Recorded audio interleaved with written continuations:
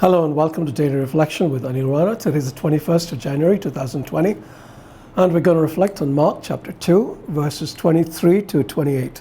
Listen. One Sabbath he was going through the grain fields, and as they made their way, his disciples began to pluck heads of grain. The Pharisees said to him, "Look, why are they doing what is not lawful on the Sabbath?" And he said to them, "Have you never read what David did when he and his companions were hungry and in need of food? He entered the house of God, where Abiathar was high priest, and ate the bread of the presence, which it is not lawful for any but the priest to eat, and he gave some to his companions. Then he said to them, the Sabbath was made for humankind, and not humankind for the Sabbath, so the Son of Man is Lord even of the Sabbath." The Gospel of the Lord. In this story, it seems like Jesus is practicing situational ethics. That is, if the situation requires you to break or bend the law, then it is okay to do it. But it isn't quite what he's doing.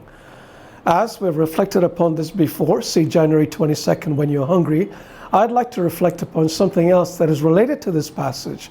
Jesus' habit of constantly breaking the rules of the Sabbath. There are 9 separate instances recorded of Jesus doing something on a day when it was forbidden to do anything. Why? Most of these instances involve healing or deliverance. In Luke 4:31 to 39, Jesus heals a demoniac in Capernaum and also Simon's mother-in-law. In Luke 13:10-17, he heals a woman who has been crippled for 18 years.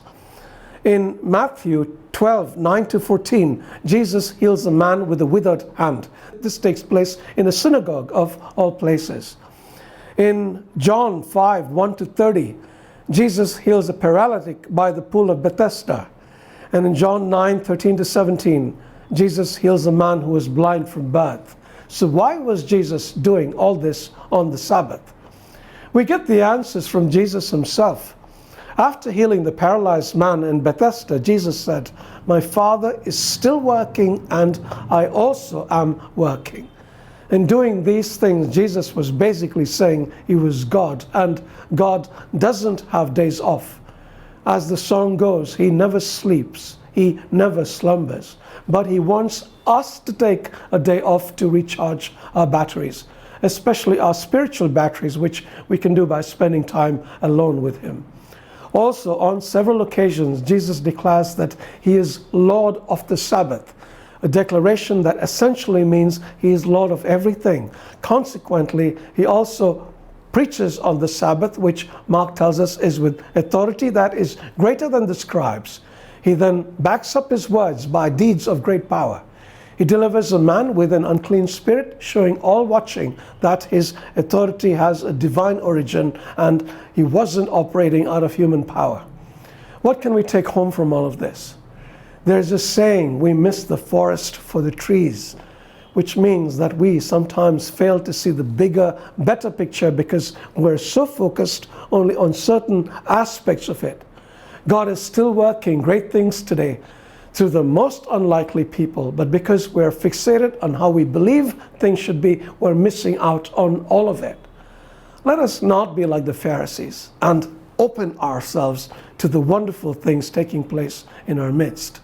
And oh yeah, there's one more thing to take away. Rest.